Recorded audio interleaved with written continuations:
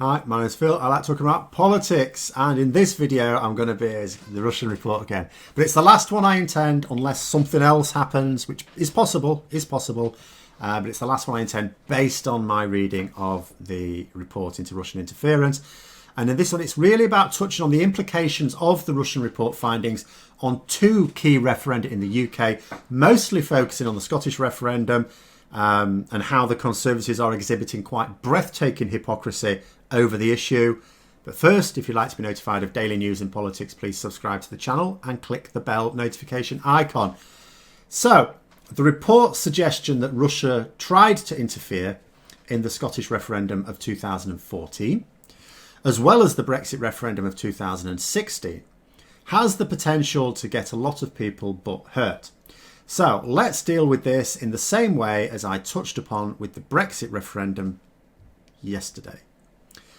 So the fact that Russia would have sought to interfere in the 2016 Brexit referendum in order to secure the Leave vote, I said at the time, I said yesterday, I'll say it again here, does not invalidate your views on Brexit if you are in favour of leaving the EU. Plenty of other things I can suggest to invalidate that view, but this is not one of them.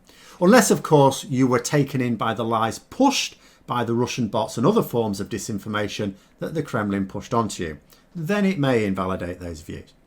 Now, in the same way, the fact that Putin would have liked to have seen the 2014 Scottish referendum result in Scottish independence does not in any way invalidate your views if you are yourself in favour of Scottish independence. The fact that Putin was on your side is nothing to be defensive about or to go into denial over.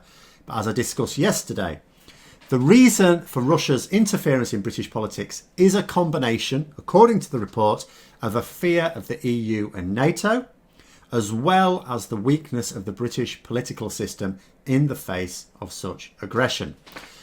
The UK is an obedient ally of the United States and was a major player in the EU. Weakening the UK weakened both NATO and the EU. Absolute bonus of two birds with one stone if Russia could weaken the UK. And it goes without saying, having Scotland leave the UK weakens the UK. I mean, that is surely beyond dispute. And it really makes no difference which side of any argument you're on, pro or anti-Scottish independence, pro or anti-Brexit. To argue otherwise is to suggest that Scotland brings no net benefit to the UK, which I can't believe that anyone, regardless of their politics, thinks is true. So when we come on to the issue of validity of the referenda, people are saying that this report invalidates Brexit, certainly. It doesn't. It should, I agree, but it doesn't. So let me explain. When it was discovered that the referendum had been carried out illegally, legal action was attempted to void the referendum. The legal opinion from the judge was that leaving the EU had nothing to do with the referendum because it was not binding.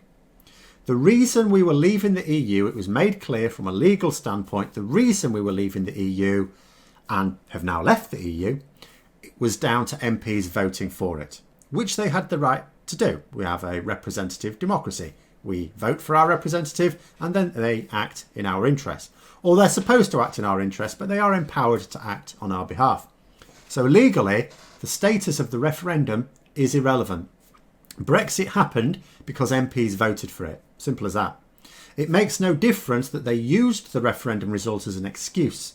MPs know it was bogus before it was even carried out. Now, the Scottish referendum was a little bit different because that was in no way advisory, and perhaps there might be a little bit more legal scope for invalidating that if it was considered that that interference affected the result. I don't know, I'm not a legal expert, but given that the interference was on the side that ultimately lost and there has not been an investigation into the likely impact, I'm not so sure that there would be any grounds whatsoever. Ironically, the SNP may wish there were grounds, because another Scottish referendum run now may have a rather more I was going to say disheartening result. For me, it would be. Sorry, it would be. But it's the potential for an investigation that exposes the hypocrisy of the Conservatives regarding this report. Now, here's the thing. Could have knocked me down with a feather, but I don't know why I was surprised. There are Conservatives, unbelievably, there are Conservatives calling for an investigation into the 2014 Scottish referendum as a result of the report. But they don't want one into the 2016 Brexit referendum. Oh, no, there's no need for that. But the suggestion is that Russia lobbied for the side that won, but lobbied for the side that lost in the Scottish referendum. How does that make sense? Why on earth would someone want that?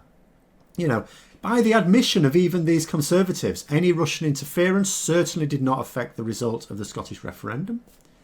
But there is a reasonable belief that it helped swing the Brexit referendum.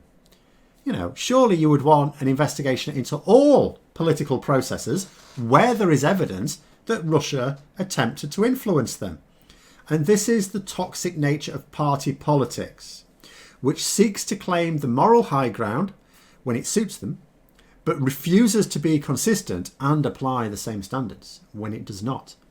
Because what needs to happen is there needs to be a proper investigation. This means MPs from all parties need to insist upon it. That includes Conservative MPs who might be pro-Brexit. That also includes SNP MPs who need to see the bigger picture and not resist just because an investigation would also look at the 2014 referendum. And let's be clear, there are some in the SNP, the leader at the time, Alex Salmond, who engaged in some of the methods alluded to in the Russian report to undermine the UK. I mean, my advice is suck it up. It is what it is, and it doesn't, as I say, invalidate a view genuinely felt just because there are less reputable people around you. It's also worth noting that the current SNP leader, Nicola Sturgeon, has criticised Alex Salmond's involvement with the Russian broadcaster that he engaged with. So I don't see the issue needing to be something that makes SNP members feel awkward, but I just get the inkling that it might. And that may just be my personal perception. I may be wrong on that, and I hope I am. I'm a Labour supporter on the left of politics. I am surrounded by people who embarrass me on a daily basis. It never causes me to consider my politics invalid, just because my core beliefs are shared by a small but vocal group of idiots and arseholes. The defence of the country is at stake. A lot of damage has already been caused permanently. No getting away from that. There's no turning that back. The only party that should be embarrassed about links to Russia are the Conservatives, who have taken huge amounts of money and influenced the policies of our country knowingly as a result of those payments. Let us not forget, it isn't just Boris Johnson that seems to be a willing agent of Russian interference. David Cameron actively sought it himself. Theresa May failed to investigate it. We don't know that she's actively appeased the Russians, but she has not investigated it. For other parties, I would say it's just certain individuals who've let the side down, not a stain on the wider movement. Though I would say, if the Conservatives don't wish it to be a stain on their party either, this report does compel them to stand up and say something. It was said that Johnson did not want this report released until his no-deal Brexit was assured. Very possibly. But I don't think he need have worried too much. Someone else tried to say that Johnson would definitely have lost the general election had the report been released before the vote.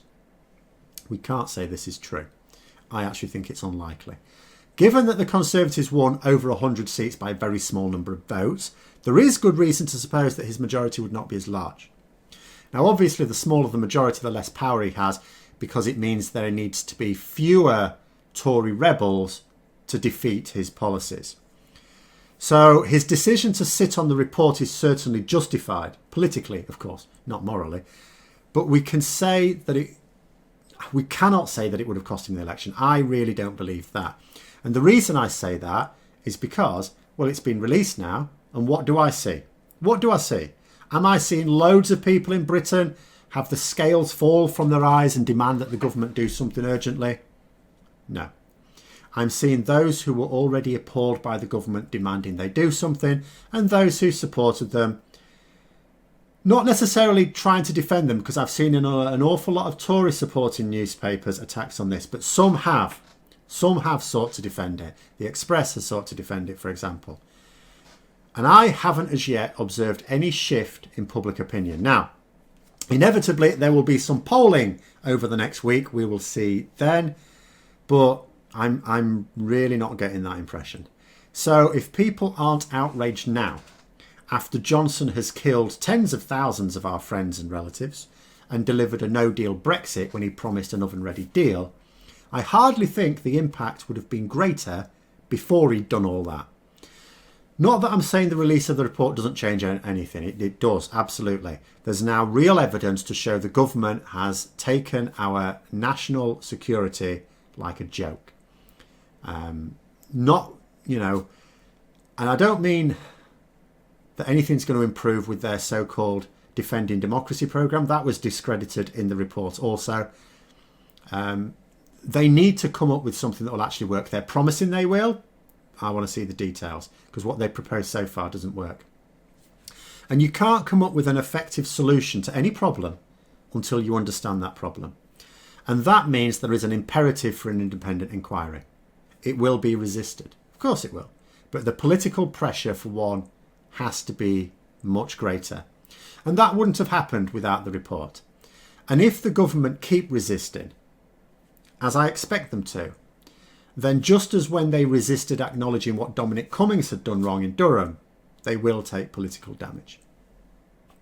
So those are my final thoughts on the Russian report. Again, unless there's some sort of further developments, but just based on reading the report itself.